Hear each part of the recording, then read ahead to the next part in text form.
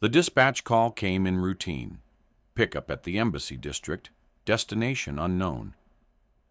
Marcus adjusted his rearview mirror and saw her, the ambassador's daughter, blood on her dress, tears streaming down her face. "They have my family," she whispered, "and they're coming for me next."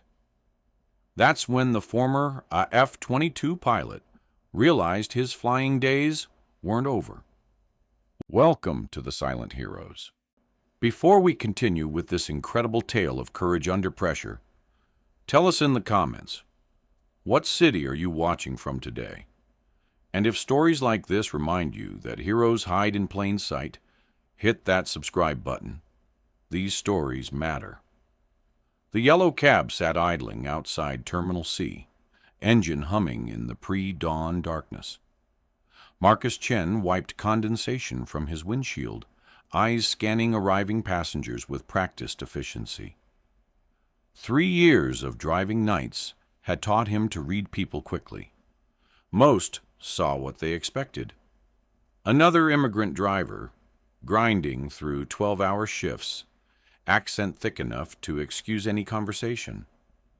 They didn't notice how his eyes constantly checked mirrors, scanning for threats that weren't there. They didn't notice his hands never quite relaxed on the steering wheel, maintaining the precise grip he'd once used on a fighter jet's stick. His real name wasn't Marcus Chen. That identity existed only in carefully forged documents. The man he'd been before, Captain Michael Torres, USAF, 437 combat hours over 3 theaters, lived only in nightmares that woke him most afternoons. The radio crackled. 247. Pick up at Embassy District. No destination given. Something in the dispatcher's tone made Marcus pause. In 3 years, he'd never gotten a call without a destination. Copy en route. Massachusetts Avenue was quiet at 3:17 a.m. Marcus slowed, scanning for his fare. She emerged from shadows between parked cars, moving with jerky urgency. Early 20s, designer dress torn at the shoulder, blood dark against pale fabric. She collapsed into the back seat, breathing hard. "Where to, miss?" he asked in careful English. She looked up in the rearview mirror, and Marcus felt something cold settle in his stomach. Her eyes held the hollow shock of someone who'd seen too much. He'd seen that look in refugees, pulled from bombed buildings. "Just drive," she whispered. "Please." "I need destination for meter," Marcus replied gently. That's when she said it. "They have my family, and they're coming for me next." Marcus's hands tightened on the wheel as training kicked in. Assess the threat, protect the asset. "Who has your family?" he asked, accent slipping. She noticed. "You're not just a cab driver, are you?" Marcus met her gaze. "What's your name?" "Sophia. Sophia Hernandez. My father is Ambassador Carlos Hernandez." Marcus knew the name. Brazilian diplomat, clean reputation, which made this very interesting. "Tell me what happened, Sophia." Sophia's voice shook as she recounted the horror. A dinner party at the family compound had turned into a nightmare. Men in expensive suits, who'd arrived as diplomatic guests, had revealed themselves as armed captors. Her mother, Maria, had been making coffee when the first gun appeared. Her 13-year-old brother David had been doing homework upstairs when they dragged him down. "They made my father call someone," Sophia whispered, her hands trembling. "Something about tomorrow's UN Security Council vote on the Amazon Protection Treaty. They want him to change Brazil's position, vote against environmental protections." "I hid in the wine cellar when the shooting started," she continued, tears streaming. "Heard them planning to move my family to a secondary location. That's when I ran." Black SUVs appeared in Marcus's rearview mirror, cutting through the sparse 3 a.m. traffic like sharks. "Get down!" he commanded sharply, his voice carrying the authority of someone used to life-or-death situations. The SUVs moved with military precision. 3 vehicles, coordinated communications, professional spacing. Marcus recognized the formation immediately. He'd flown cover for similar ground operations in Syria. He took a hard right onto K Street, tires screaming against asphalt. The SUVs followed without hesitation, their drivers obviously trained for urban pursuit. "Who are you?" Sophia asked from the floor, finally registering the transformation in her driver's demeanor. Marcus downshifted, the taxi's engine growling as he accelerated through a yellow light, threading between late-night delivery trucks. Someone who knows how to navigate hostile territory. The next 15 minutes became a deadly game of cat and mouse through Washington's labyrinthine streets. Marcus used every shortcut and back alley memorized from 3 years of night shifts. But the SUVs stayed with him, their drivers adapting to his tactics with professional competence. "They won't give up," Sophia said, stealing a glance backward. "Good," Marcus replied, checking his mirrors with calculated precision. "Neither will I." Marcus led them into the industrial district, then killed his headlights and turned into a water treatment plant. He navigated between massive tanks, using them as cover, trapping the SUVs in the narrow service road. He stopped behind a pump house and stepped out, pulling a Glock 19 from under his seat. The lead SUV's doors opened. 3 men emerged, military bearing evident. Marcus stepped into the open, weapon ready. "That's far enough." The men froze. Whatever they'd expected from a taxi driver, this wasn't it. "You're making a mistake," the lead man said. "Walk away." "Too late. You hurt a diplomat's family. That makes this international." "You don't understand the situation." "I understand plenty. Private contractors, probably former military. Someone's paying you to pressure Ambassador Hernandez. But you picked the wrong cab driver." Marcus tracked one man shifting position. "Easy.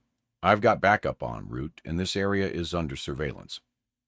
The leader spoke into his radio, then nodded to his team. "This isn't over." "Yes, it is. Because tomorrow, Ambassador Hernandez votes his conscience. And if anything happens to his family, I'll find you." The men backed to their vehicles and left. At his safe house in Arlington, Marcus shed his taxi driver persona. He opened a closet revealing tactical gear and weapons Sophia hadn't expected. "Air Force, fighter pilot, F-22 Raptor," he explained her questions. "Why taxi driving?" "Sometimes when you've seen enough sky, you want to stay closer to ground." He spread blueprints of the Hernandez compound. "Your family's probably here, the guest house. I was tasked with protecting your family 3 years ago. Different threat, same mission." Agent Morrison arrived with a tactical team after Sophia's call. Marcus briefed them on approach routes with military efficiency. "Who exactly are you?" Morrison asked. "Tonight, I'm Sophia's taxi driver." The plan was simple. Morrison's team would distract at the front, while Marcus and Sophia approached from the water side. The Potomac's black water lapped against their legs as Marcus and Sophia waded silently toward the compound's private dock. The cold cut through their clothes, but Marcus moved with the fluid precision of someone trained in water operations during his Air Force SERE training. Through military-grade thermal optics he'd borrowed from his old unit years ago, Marcus counted heat signatures in the guest house. 3 captors positioned at strategic points, 1 cluster that had to be the Hernandez family. 2 guards outside, he whispered, breath barely visible in the night air. Perimeter security. Standard protection detail spacing. We take them quiet, no alerts to the inside team. The first guard never saw it coming. Marcus approached from his blind spot, applying a sleeper hold with surgical precision. The man went limp in 8 seconds, unconscious but alive. The second guard heard something, maybe the soft thud of his partner hitting the ground, and turned just as Marcus reached him. A brief, violent struggle in the shadows, then silence. Inside the guest house, they could hear voices speaking in Spanish, Portuguese, and accented English. Through a window, Marcus saw them. Ambassador Hernandez, sitting stiffly in a chair, his wife Maria, holding their son David protectively. All three were bound but uninjured, terror etched on their faces. 3 armed professionals stood guard with military discipline. These aren't street thugs, Marcus told Sophia, studying their positions. They're ex-military, possibly foreign special forces.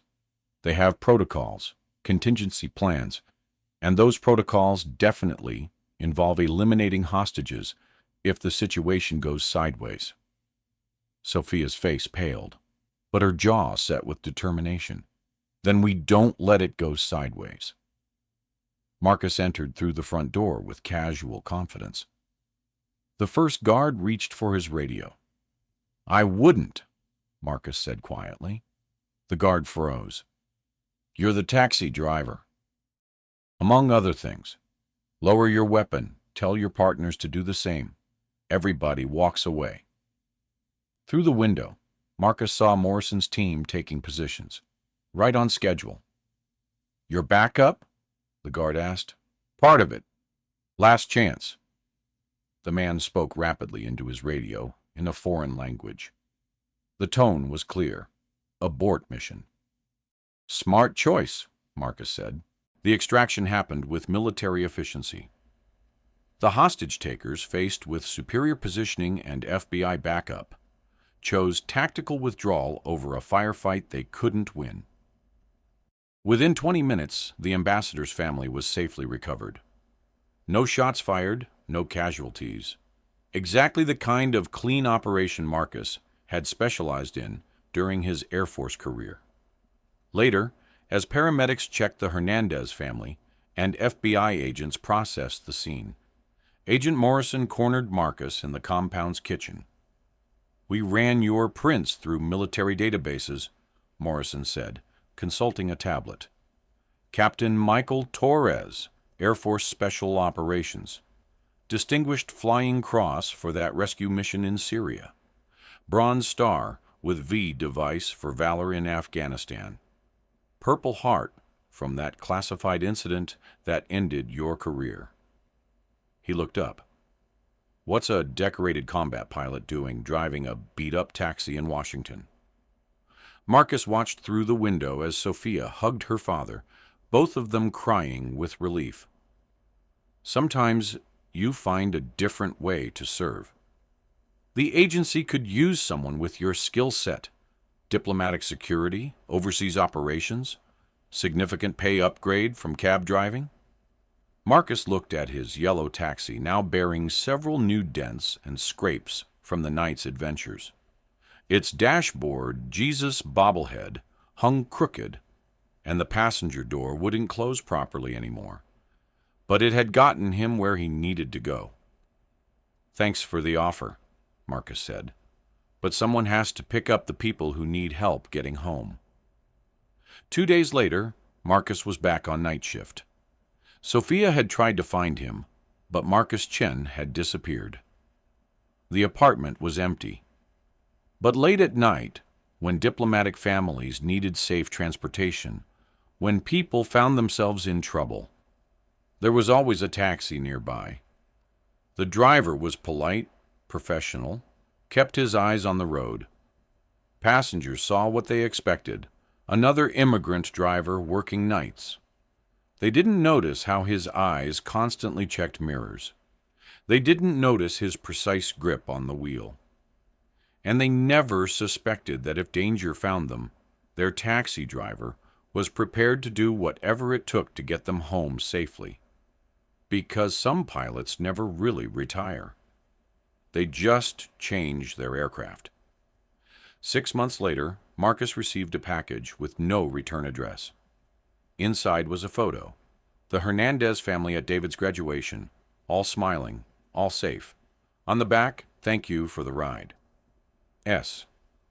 Marcus smiled and tucked it into his sun visor, next to his taxi license and the faded Air Force wings he'd never thrown away. The radio crackled. 247. Pick up at Embassy District. Marcus keyed the mic. 247 available. Some stories end with parades and medals.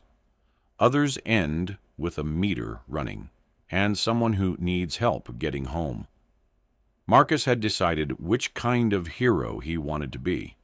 The city was full of people who needed safe passage through dark streets. And as long as they needed him, Marcus would be there, invisible, reliable, ready for whatever the night might bring. After all, a good pilot always brings his passengers home. Have you ever met someone who seemed ordinary but carried extraordinary secrets? Share their story in the comments below. And if you believe heroes like Marcus deserve recognition, subscribe to the Silent Heroes for more tales of quiet courage and hidden valor.